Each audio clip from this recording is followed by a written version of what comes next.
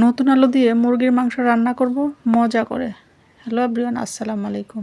এই তো আলুগুলো সিদ্ধ করে একটু তেলের উপরে ভেজে নিচ্ছি।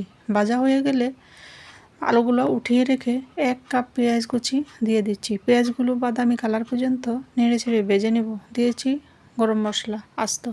এখানে বাটা মশলা দিয়েছি আদা, রসুন, পেঁয়াজ, কাঁচামরিচ, ধনিয়া পাতা বাটা সব কিছু।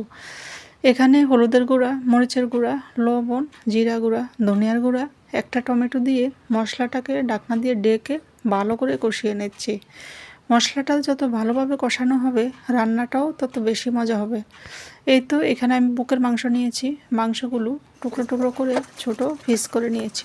এখন এই মশলা কষানোর মধ্যে দিয়ে দিয়েছি মাংসগুলোকেও আমি ভালোভাবে কষিয়ে নিচ্ছি। ঢাকনা দিয়ে কষিয়ে নিয়ে কষানো হয়ে গেলে দিয়ে দিচ্ছি সেই ভাজা আলুগুলো দিয়ে কিছুক্ষণ কষিয়ে নিয়ে এখন আমি ঝোলের জন্য 1 কাপ পানি দিয়েছি। তো আমার মাংসগুলো মাখা মাখা রাখবো, এই কারণে বেশি পানি দেওয়ার দরকার নাই। মাংসগুলো হয়ে গেছে অলরেডি, জিরা গুঁড়া দিয়ে নামিয়ে ফেলবো। কেমন হয়েছে?